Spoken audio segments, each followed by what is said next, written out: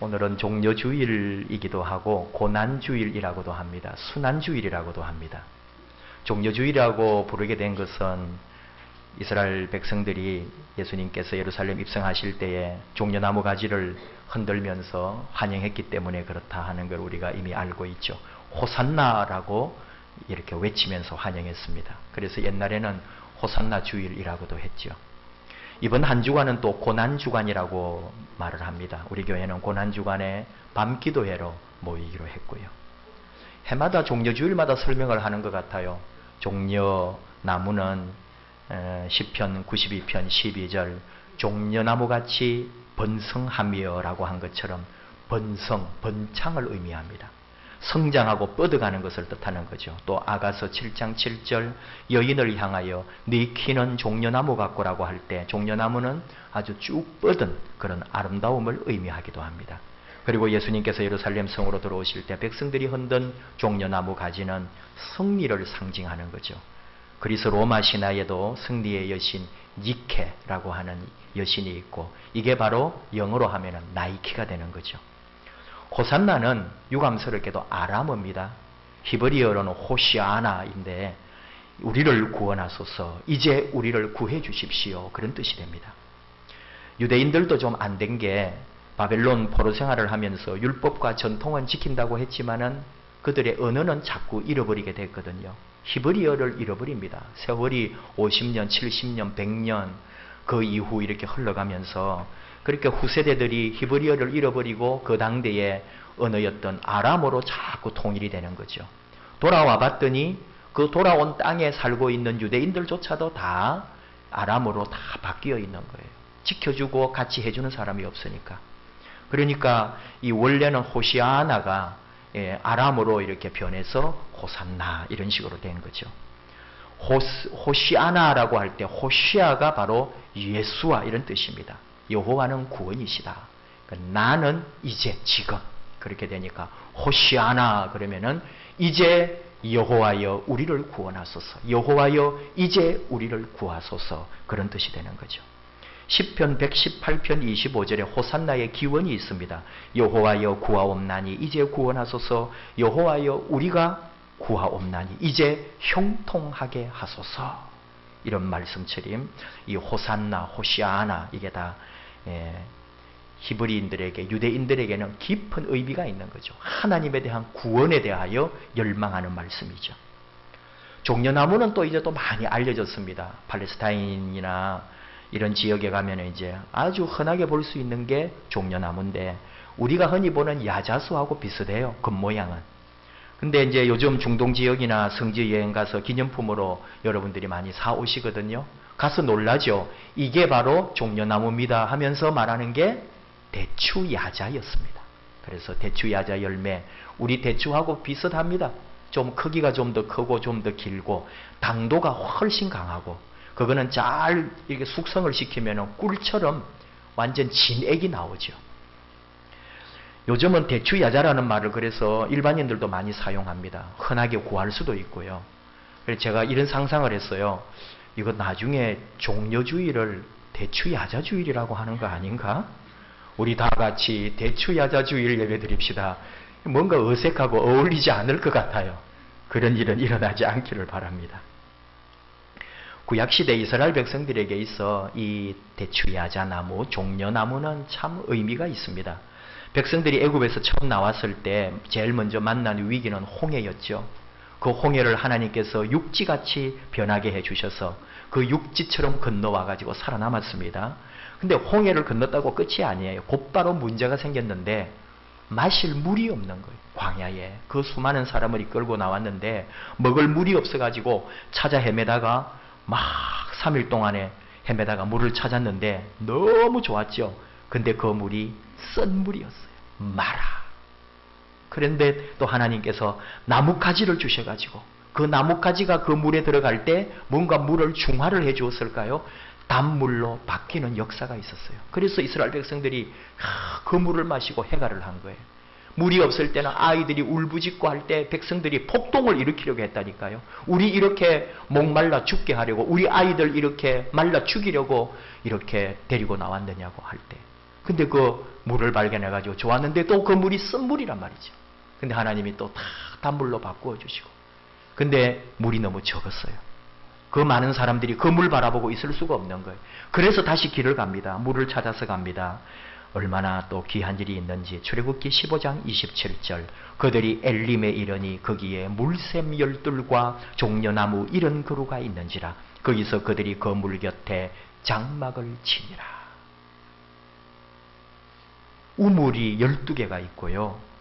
거기에다가 종려나무가 70그루가 심어져 있는 거예요. 그늘과 우물이 있으니 거기서 오랫동안 좀 머물 수도 있고 그 풍성함을 누리게 되는 거죠. 그러니까 이스라엘 백성들에게 있어 종려나무는 바로 풍성함, 번성, 안전, 하나님의 도우심, 은혜 모든 것이 그 종려나무의 고백 속에 있단 말이에요. 자, 오늘 우리는 종려주일이지만은 백성들이 종려나무 가지 흔들었지만은 결국은 또 예수님을 죽이는 것을 우리가 아는데 오늘 우리는 이 종려주일이면서도 예수님이 입성하신 그 다음 날의 행적을 통하여 우리 주님의 십자가의 길을 한 번 더 생각하는 거죠. 마태, 마가, 누가, 요한복음이 있는데 마태, 마가, 누가 복음에서는 예수님의 예루살렘 입성과 성전 정화라고 하는 오늘 우리 주신 말씀, 성전 청소하는 말씀이 예수님 그 공생의 마지막에 나오는 거잖아요. 그런데 재미있게도 요한복음은 예수님 공생에 시작하실 때 바로 성전 정화 사건이 나오거든요. 그러니까 학자들은 2번 다 있었을 것이다. 이런 설명을 합니다. 초기에도 그랬고 마지막에도 그랬을 거다. 그런데 오늘 우리는 그런 걸 논하려고 하는 건 아니에요. 예루살렘에 들어오셨습니다. 이게 뭐 처음이든지 그 마지막 고난주간 이렇게 오늘이든지 예수님이 예루살렘 이제 오셔가지고 그 다음날 예루살렘 성전을 방문하잖아요.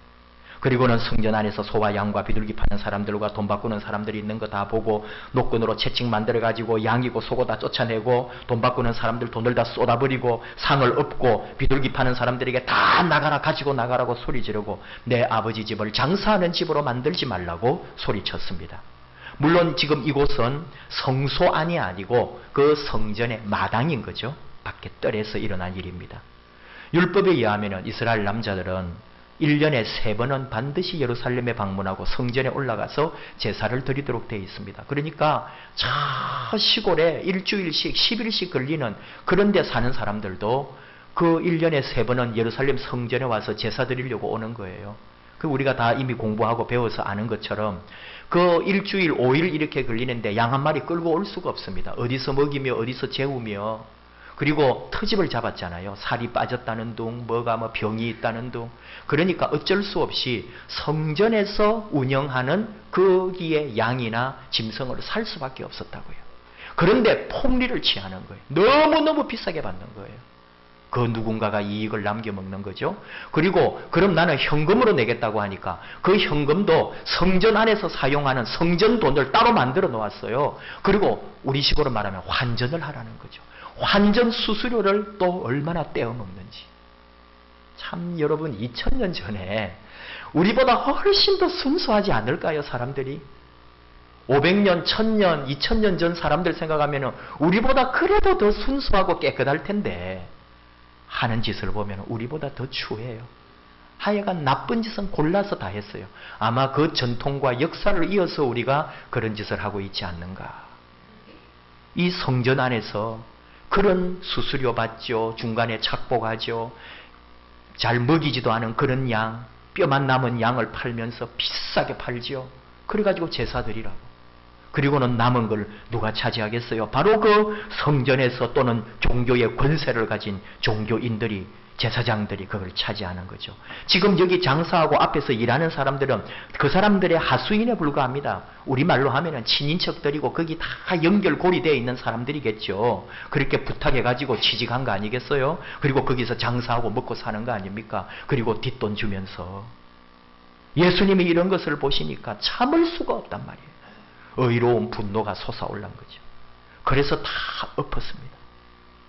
근데 여기서 우리가 잘 보아야 돼요. 우리는 간혹 이런 말씀을 읽으면 내가 마치 예수님처럼 이 세상을 바꾸고 우리 교회를 개혁하고 뭔가 변화시킬 그런 생각을 하거든요. 뭐 그런 생각도 좋아요. 그러나 오늘 우리가 이 고난주간에 이런 종려주일의 말씀을 읽을 때는 우리가 예수님이 아니에요. 우리가 바로 성전에서 장사하는 장사꾼들이고, 우리가 성전에서 이익을 차지하려고 눈을 부릅뜨고 뭔가 내게 이익될 걸 찾는 그런 직분자들인 것을 알아야 합니다. 오늘 우리의 주제입니다. 참 우리가 문제가 뭐냐? 우리는 예수님의 이 십자가의 죽으심을 보면서도 죽으려고는 하지 않는 거 있죠. 오늘 예수님이 자신의 십자가와 부활을 말씀하셨어요. 이 성전을 헐어라. 그러면은 내가 3일 만에 짓겠다 하는 거죠. 지금 이 성전은 헤롯 성전이잖아요. 근데 헤롯 성전은 아주 규모가 어마어마하게 컸고 46년 동안에 지었다고 했죠. 그 전에 성전이 뭐냐 하면은 포로에서 돌아와 가지고 지어 놓았던 스룹바벨 성전입니다. 너무 작고 초라했어요. 그러다 보니까 부족했죠. 그래서 헤롯이 여러 가지 정치적 의도도 있었지만은 헤롯의 이름으로 지었기 때문에 그게 헤롯 성전이거든요. 헤롯 성전은 크게 지었던 거죠. 그러니까 그거를 헐어라. 내가 3일 만에 짓겠다 그러니까 유대인들이 웃었어요. 예수님을 보고. 네가 뭔데? 네가 무슨 재주로 46년 동안 지은 이 성전을 네가 3일 만에 짓겠느냐 할 때에 예수님이 하신 의미는 뭐라고요? 자신의 십자가의 죽으심과 부활을 말한 것이다. 근데 유대인들이 몰랐어요. 그런 말을. 심지어 제자들도 오늘 말씀의 22절에 예수님이 죽은 자 가운데서 살아나신 것을 보고야 제자들이 바로 예수님이 하신 그 성전을 헐어라 3일 만에 짓겠다 하신 말씀을 기억하고 성경과 예수께서 하신 말씀을 믿었더라. 이렇게 기록하죠. 다시 말하면 우리도 모릅니다. 예수님께서 성전을 헐어버려라 내가 3일 만에 짓겠다 할 때 우리도 그 말씀을 못 알아듣는 거죠. 무슨 얘기냐 하면은 죽음을 모르는 거예요. 지금 이 예수님의 부활이 있기 위해서는 반드시 예수님의 죽음이 있습니다. 예수님이 죽어야 부활이 있잖아요. 다시 말하면은 우리도 죽어야 부활이 있는데 부활은 꿈꾸고 영원한 생명은 좋아하는데 죽는 것은 우리가 원하지를 않아요. 여러분, 영원한 부활을 원하고 영원한 부활을 소망하고 진정한 부활의 존재가 되기를 원한다면 우리는 반드시 죽어야 합니다. 죽지 않고 어떻게 부활합니까? 내가 좀 새로워지고 변화되고 싶다면 나는 반드시 죽어야 합니다. 그래야 우리는 다시 살아납니다. 예수님 시대에 유대인들도 영광의 메시아만 기다렸지 죽음을 먼저 경험하는 고난의 메시아를 몰랐습니다. 그러니까 예수님의 고난이나 죽으심의 이유를 모르는 거예요. 제자들조차도 예수님이 왜 죽어야 하느냐고 그렇게 묻잖아요. 예수님 죽으시면 안 됩니다. 예수님 십자가 길 가시면 안 된다고 예수님을 말렸습니다. 제자들조차도 십자가에서 예수님 사형당할 때에 그 스승이 이해되지 않았는지 십자가 곁에 요한 외에는 아무도 찾아볼 수가 없었거든요. 그렇게 예수님 따라다녔지만은 영광의 메시아가 아니라 십자가에서 처형되는 비참한 메시아는 그 제자들도 바라지 않았던 거예요. 죽는 것을 몰랐어요. 고난을 몰랐어요. 우리를 보는 겁니다.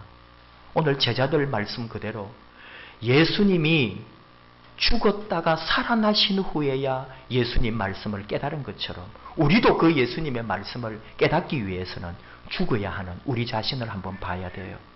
무슨 얘기냐 하면은 우리에게 고난의 십자가가 있습니까? 하는 질문입니다.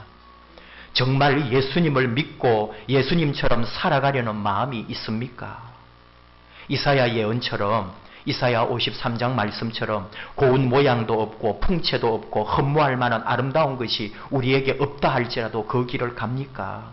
멸시를 받아 사람들에게 버림받았고 고통을 겪으며 병들고 아프기도 하며 사람들에게 멸시를 당하고 그런 일을 겪어도 그것을 다 이겨내고 갈 수 있느냐 이 말이에요. 그가 모욕을 당하여 괴로울 때에도 그의 입을 열지 아니하였으며 마치 도살장으로 끌려가는 어린 양처럼 털 깎는 자 앞에 잠잠한 양같이 입을 열지 않은 예수님처럼 우리도 그럴 수 있느냐고요. 우리가 그렇게 힘들어도 억울해도 침묵할 수 있느냐고. 오늘 예수님은 우리에게 물어보십니다. 그런 삶과 믿음으로 사느냐고. 여러분, 고난주간 10년, 20년, 30년, 40년, 50년 우리 살아있는 동안에 계속 고난주간 맞이할 텐데 그 고난이 내 고난이 아니고 그 십자가가 내 십자가가 아니면은 우리 고난주간을 왜 지키는 거지요? 예수님이 세상에 오시고 십자가를 지고 죽어도 유대인들은 그게 무엇인지를 몰랐습니다. 자신들이 신앙생활 잘합니다. 율법 지킵니다. 성전 의무 잘 지킵니다. 나름대로 신앙생활 잘한다고 철석같이 믿고 있습니다. 그러니 예수님이 십자가에서 죽는들 우리를 위하여 십자가에서 죽어준다 그 말이 하나도 와닿지를 않는 거예요. 우리 율법 잘 지키고 신앙생활 잘하고 성전 생활 잘하고 있는데, 그런데 예수님 오셨을 때 누가 비판을 들어요? 예수님 오셨을 때 누가 신랄한 소리를 듣습니까? 지도자들이었고 율법학자들이었고 사두개인이었고 바리새인들이었고 제사장들이었습니다. 그 하나님 잘 섬기고 율법 잘 지킨다는 사람들이 예수님으로부터 비판을 들었습니다. 이런 유대 종교 지도자들이 오늘 우리 교회로 하면은 누구예요? 목사고 장로고 안수집사고 권사들 아닙니까? 예수님이 다시 이 땅에 오셨을 때 누구를 책망하고 누구의 상을 뒤엎겠습니까? 바로 목사와 장로와 안수집사와 권사들의 상을 뒤엎으시겠죠. 왜요? 교회에서 자기 자리 차지하고 자기 이익 차지하고 자기 거 다 세우고 싶어하는 그 욕망에 있는 직분자들, 그것이 바로 오늘 우리들임을 깨달아야 합니다. 예수님이 성전에 오셔서 상을 뒤엎을 때 바로 내 상을 뒤엎고 계시다는 것을 모른다면은 헛믿음 생활하고 있는 거죠. 누가복음 15장 이런 아들을 되찾은 아버지 비유에서 놀라운 답을 찾을 수가 있습니다. 두 아들이 있는데 작은 아들이 아버지 재산 미리 달라 해서 독립하겠다고 집 나갔다가 완전히 망해서 돌아오잖아요. 근데 돌아온 아들은 아버지, 내가 하늘과 아버지께 죄를 지었사오니 지금부터는 아버지의 아들이라 일컬음을 감당하지 못하겠나이다 하면서 회개했습니다. 그리고 이 비유가 우리에게 가르쳐 주는 것은 진짜 더 큰 문제는 큰아들이라고 지적해 주잖아요. 큰아들이 더 불효막심하다는 거죠. 왜? 아버지 마음을 모르기 때문에. 내가 여러 해 아버지를 섬겨 명을 어김이 없거늘 내게는 염소 새끼라도 주어 나와 내 벗으로 즐기게 하신 일이 없더니 장기와 함께 모든 재산 말아먹은 저 동생이 돌아오니까 손을 잡고 동네 잔치를 엽니까 하면서 아버지 가슴에 비수를 꽂습니다. 이게 뭘까요? 우리에게 비유하자면 작은 아들은 교회를 욕하고 비난하고 떠난 불효자고, 큰아들은 교회 안에서 열심히 교회 섬기고 있는 불효자라는 거죠. 둘 다 불효자예요. 누가 돌아오기 힘들까요? 지금 설명했습니다. 밖에 나간 아들은 돌아왔습니다. 돌아와서 회개했습니다. 문제는 큰아들이라는 거죠.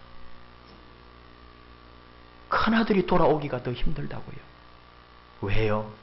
실제로 나쁜 짓 하고 밖에 나가서 회개하고 돌아오기는 쉬워도 안에서 마음으로 죄짓고 사는 아들은 돌아오기 힘들까요? 그런 이야기가 아닙니다. 큰아들이 돌아오기 힘든 이유는 나갔다고 생각하지 않기 때문입니다.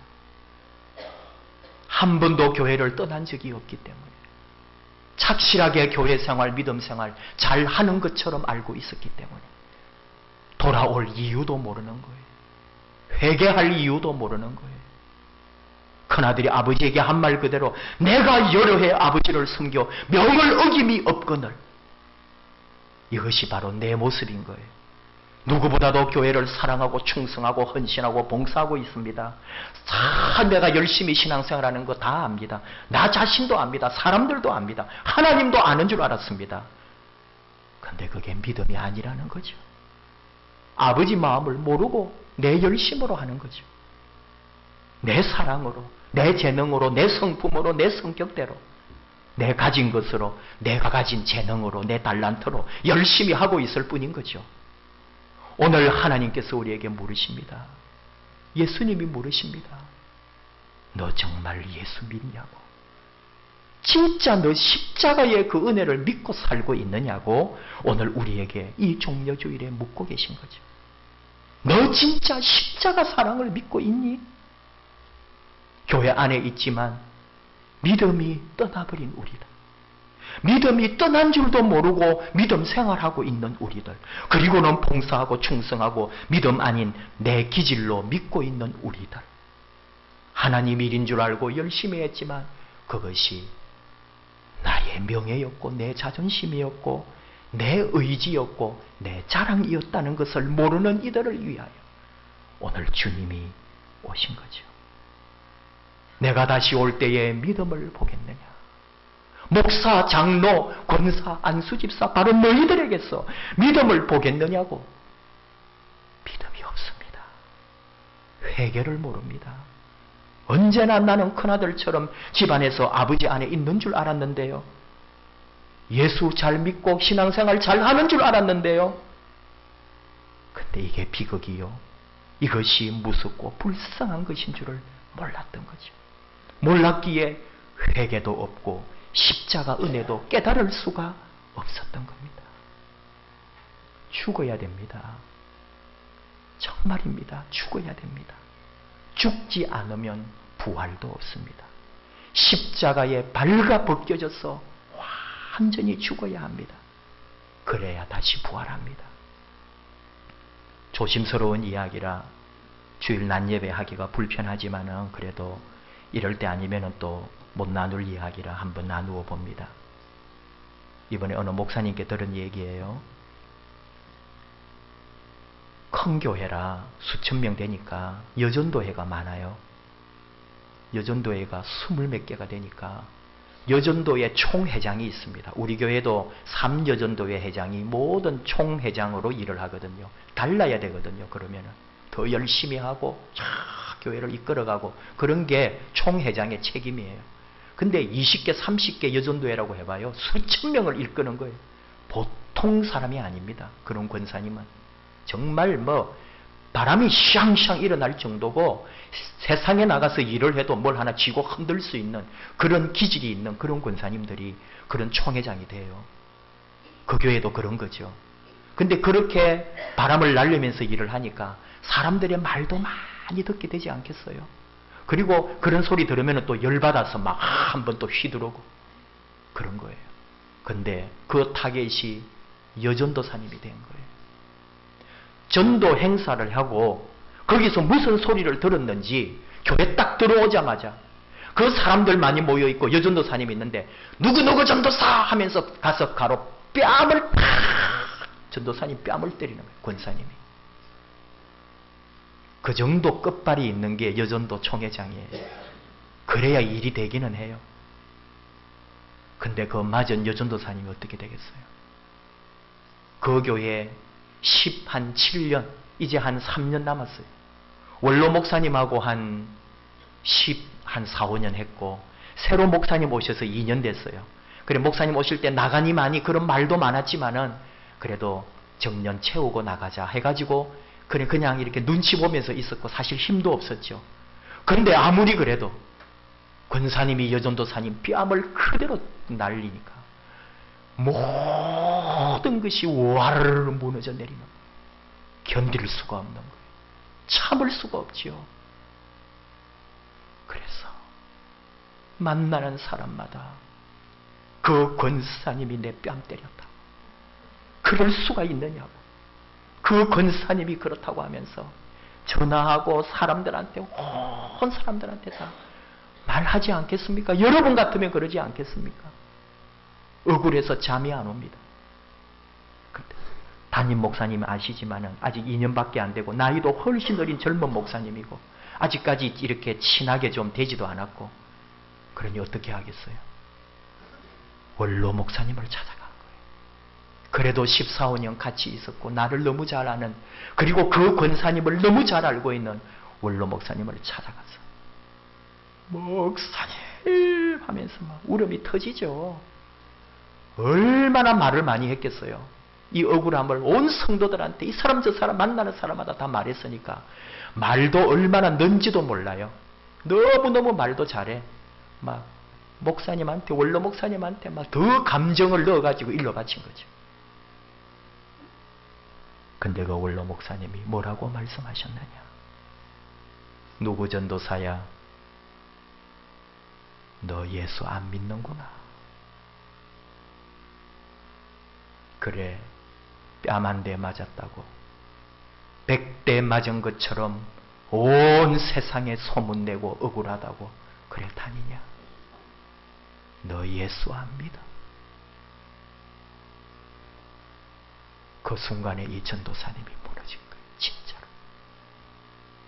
내가 지금까지 전도사라고 교회에서 뭐 활동하고 믿음 생활하고 예수님 안에 하나도 죽지 않고 뺨 한 대 맞았다고 억울하다고 하소연하면서 그거 억울함 풀겠다고 이 사람 저 사람한테 다 만나가지고 얘기하고 전화하고 내가 그 생각만 한 거죠. 원로 목사님이 죽어야 돼. 그것까지 죽어야 돼. 발가벗겨져 가지고 내 명예도 자존심도 살아온 세월도 내가 했던 사역과 모든 것까지도 다 깨어지고 부수어지고 다 발가벗겨지지 않고서는 주님 앞에 다시 설 수 없다. 이게 오늘 우리의 현실입니다. 한 번도 교회 떠나지 않고 한 번도 어긋난 길 가지 않고 항상 예수 잘 믿는 것처럼 살고 있지만 진짜 죽어본 적이 없는 거예요. 교회 안에 예수 안에 잘 있는 것처럼 나는 은혜 안 받아도 되는 줄 알아요. 남들 은혜 받아야 된다 생각하고요. 나는 회개 안 해도 되는 줄 알아요. 저 사람들이 회개해야 된다고 생각하고 항상 나는 하나님 안에 있는 줄 알지만 그게 믿음이 아니요. 껍데기요. 언제나 신앙의 첫 번째 발걸음은 자기를 돌아보고 나는 죄인입니다. 회개하는 영성이 첫 번째인 거예요. 오늘 주님이 성전에 가셔서 다 뒤엎으셨습니다.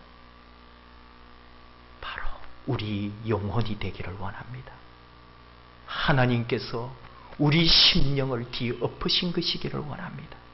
주님이 내 심령을 찢어버린 게 되기를 원합니다. 그리하여 죽고 다시 살아나기 원합니다. 진짜 예수쟁이 되라. 진짜 믿음으로 살라.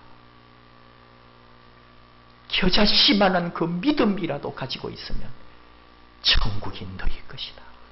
진짜 천국 맛보며 살라고 오늘 주님은 우리에게 묻습니다. 그 하나만 묻습니다. 너는 정말 십자가 사랑, 그 십자가 아래 죽어 있느냐? 찬양합시다. 모든 능력과 모든 권세, 오직 십자가 고통, 나를 위하여 죽으신 우리 예수님의 십자가만이 나를 살립니다. 그 은혜 아래 함께 나아가십시다.